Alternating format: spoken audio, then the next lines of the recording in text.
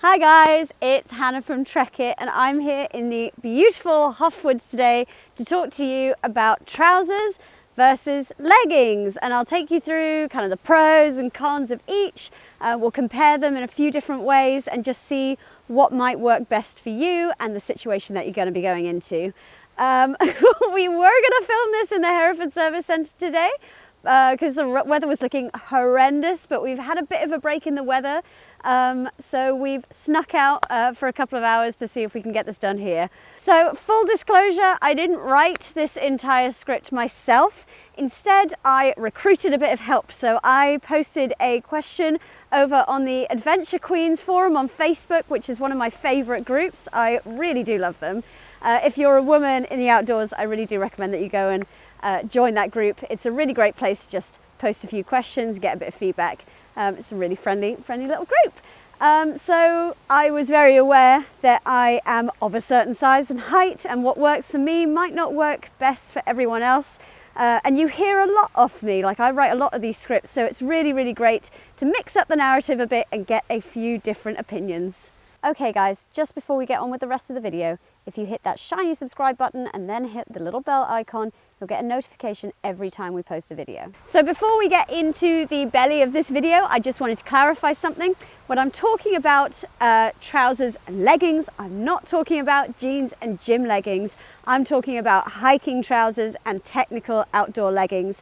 Now, jeans are notoriously bad at handling any kind of adverse weather. They're terrible in the heat, they're terrible in the cold, then they're really bad in the wet. They don't dry very fast. They're just not a very good idea to wear outdoors anywhere, really. And gym leggings, whilst they might be all right on like nice, calm, sunny days, they're not the best when it starts getting colder or wet. They're really not a great option. Hiking trousers and technical outdoor leggings are stretchy, breathable, they're quick drying, and they're really protective. So they are definitely the best choice to be wearing on your legs when you're going into the great outdoors.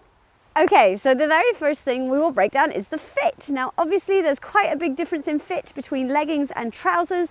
Leggings generally sit snugger than trousers. Now, I'm not taking into account here the sizing variation, so you do tend to get slim and regular fits between brands. So it is worth doing a bit of digging in a brand, in their kind of fit chart, because you will find that they fit quite differently. So walking trousers, a bit like these ones I've got on, will usually have a flared bottom or a zipped gusset. So that will just, when you unzip that, that will just help fit over the top of mountaineering boots. So if I know I'm going to be out in chunky mountaineering or walking boots all day, I do tend to prefer wearing walking trousers.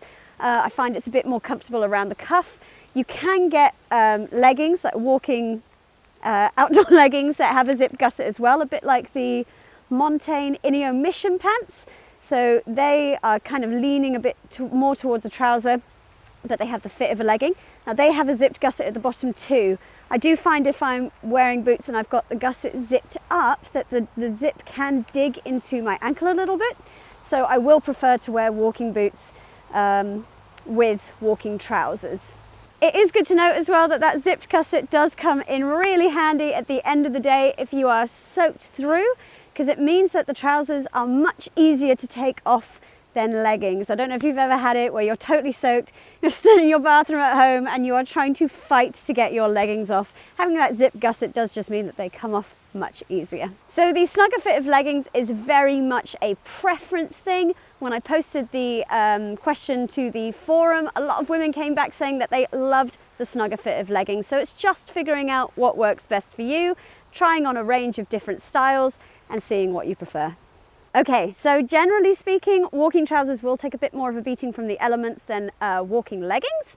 So obviously it's a bit of a spectrum. So right at one end, you'll have your very light summer weight walking trousers, and at the other end, you'll have your heavier insulated battle horse winter mountaineering trousers. But generally, walking trousers will take a bit more of a hammering from the elements. They're usually DWR coated. Some outdoor leggings are DWR coated too, but most walking trousers will have that DWR, durable water repellent coating, to help shed the worst of the weather.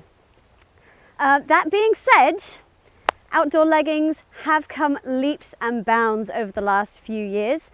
So a particular example that pops into my head is the Abisko trekking tights from Fjallraven. Now they had Kevlar reinforcements in the knees and the seat so that you didn't get little holes or snags when you were sat down on the rocks or, you know, knelt down building your fire. So those really took the women's outdoor world by storm a couple of years ago, and they were really fantastic. So that's quite on the extreme end. Not every outdoor legging is reinforced with Kevlar, but the range of outdoor walking leggings now available is amazing. If I refer to all the comments that I got in my little forum question, most women did say that they liked their technical outdoor leggings for their summer months and their kind of spring, autumn sort of side. But when it starts getting colder or you're going into winter mountaineering, then it's time to layer up and get on your walking trousers, which actually leads me quite nicely onto my next point. So we're going to talk about layering up. So leggings are easier to layer up over the top. So in my little forum, when I asked, a lot of women said that they preferred to wear leggings if they knew they were going to be in waterproof trousers all day. Now that's because they're comfy. They're a really comfy layer next to your skin. And if the weather is really changeable and you're going to be taking your leggings, your waterproof trousers on and off, your leggings stay in place. So they don't ride up when you're pulling your waterproof trousers on, and they don't pull down when you're taking them off. They're a really great layer next to your skin.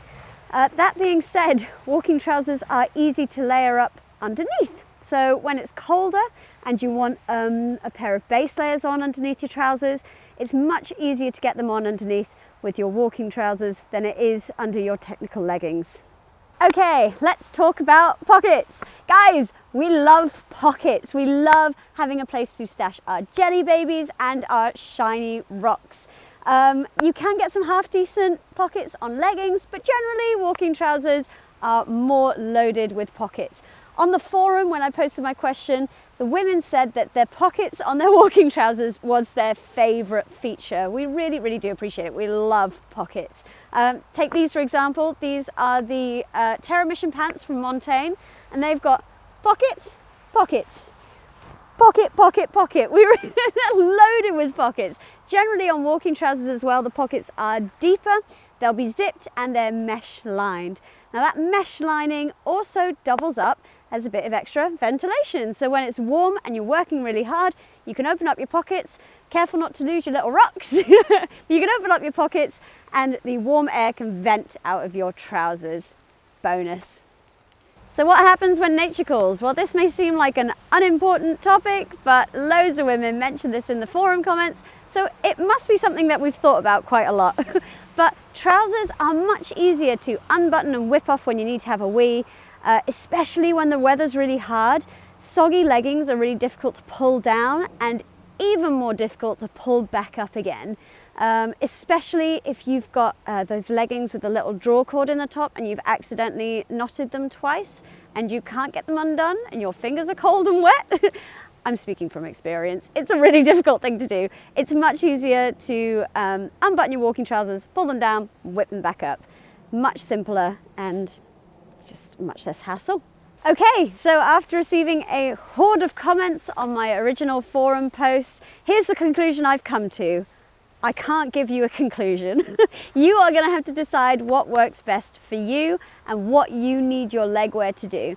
So I love wearing leggings most of the year. So kind of from spring to autumn, I really love wearing leggings. I own a pair of Oriole leggings and Montaigne Ineo Pro leggings, and I just live in those for most of the year.